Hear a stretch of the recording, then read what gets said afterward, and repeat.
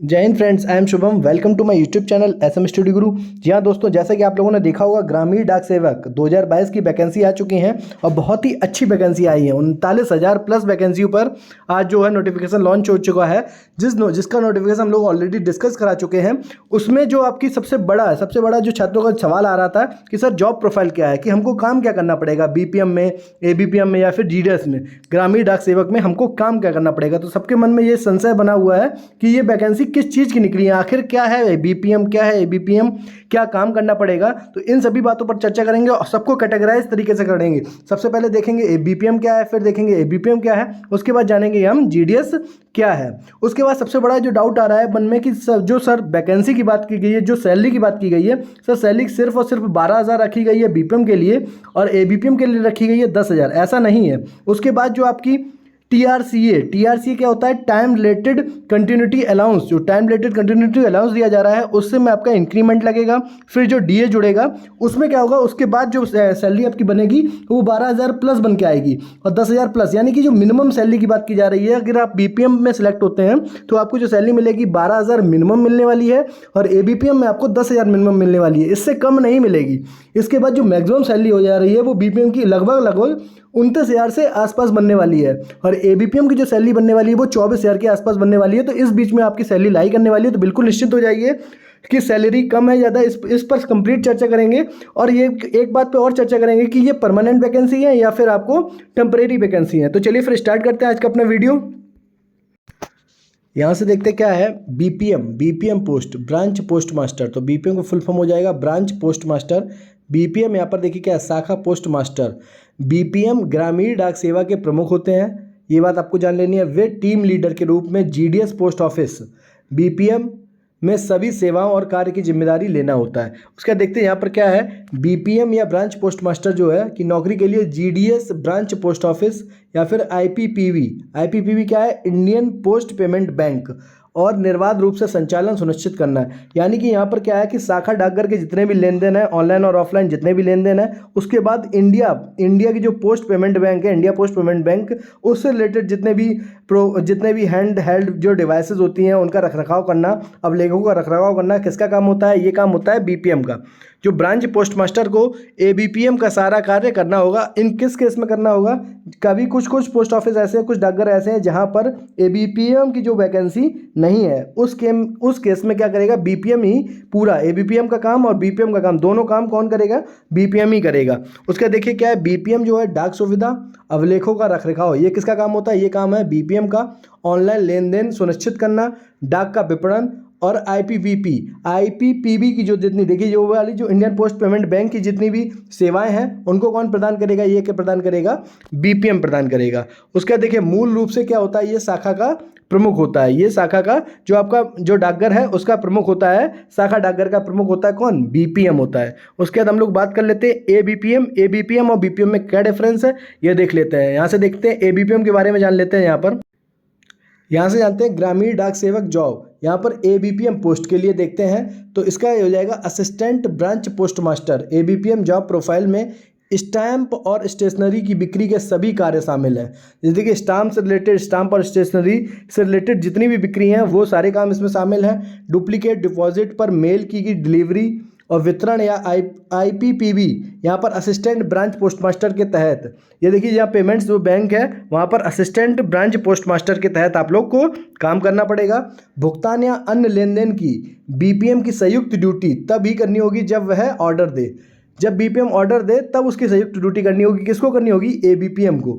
उसके बाद देखते हैं क्या दे रखा है, नीचे दे रखा है एबीपीएम पोस्ट को बीपीएम, आईपीओ, एएसपीओ, एसपीओ, एसएसपीओ, एसएसआरएम द्वारा सौंपे गए मेलों, विपणन, व्यवसायिक खरीद और अन्य कारणों का आयोजन करना होगा। तो जितने भी रिलेटेड काम होंगे, जितने बीपीएम से बचे हुए काम हैं वो सारे काम कौन करेगा, एबीपीएम करेगा। सारे जितने भी लेन देन है, डाक टिकट, स्टेशनरी की बिक्री, डाक की जितनी भी सुपुर्दगी होगी, भुगतान होगा, लेन देन होगा, ये कौन करेगा, ये करेगा एबीपीएम करेगा। हेड हेल्ड्स का उपयोग करके काउंटर ड्यूटी में, अगर देखिए काउंटर ड्यूटी में आपके जो शाखा पोस्ट मास्टर है उनकी सहायता करेगा, कौन करेगा, एबीपीएम करेगा। और इन केस में अगर बीपीएम बीपीएम ड्यूटी पर नहीं है तो उस केस में एबीपीएम जो होगा वो बीपीएम की ड्यूटी का संयुक्त ड्यूटी उसको करनी पड़ेगी। तो उसके बाद देखते हैं हम नेक्स्ट देखते हैं डाक सेवक। डाक सेवक क्या है, डाक सेवक के रिलेटेड देख लेते हैं। देखिए क्या है, ग्रामीण डाक सेवक पद, डाक सेवक पद। यहाँ पर देखिए डाक सेवक जो पद हैं जितने, उसके बारे में देख लेते हैं। उनका मैन काम क्या है। तो देखिए मैन काम क्या है उनका, डाक टिकट और स्टेशनरी की बिक्री करना, जो एबीपीएम का काम था वही कुछ रिलेटेड इसका भी काम है डाक सेवक का। बस उससे रिलेटेड देखिए इसमें एक काम और ऐड हो जाता है, रेलवे मेल सर्विसेज जो है उसमें कार्यालय की छटा, मतलब जितनी भी कार्यलिपि आई है, जितने भी आपके डाक्स आए हैं उनकी छटाई करना पड़ सकता है। उसके बाद जो है डाक सेवा में, डाकघरों में एबीपीएम और बीपीएम की सहायता करनी पड़ सकती है। उसका देखिए यहाँ पर क्या दिखा है, यहाँ पर लिखा है उसे जितने भी काम दिए जाएंगे व्यवसाय खरीद या किसी अन्य काम को करना पड़ सकता है। तो बहुत ही छोटे छोटे काम हैं डाक सेवक के। यहाँ पर देखते हैं, एक बार इसको पढ़ लेते हैं सही तरीके से क्या लिखा है। यहाँ पर लिखा है डाक सेवकों की जॉब प्रोफाइल में डाक टिकट, डाक पत्थर डाक विभाग द्वारा उप डाकपाल आरएमएस सहित डाकपाल उप डाकपाल द्वारा सौंपे गए डाक टिकट और डाक वितरण अन्य किसी भी कर्तव्य के लिए बिक्री के लिए सभी कार्य शामिल होंगे। जितने भी कार्य होंगे वो सभी शामिल होंगे।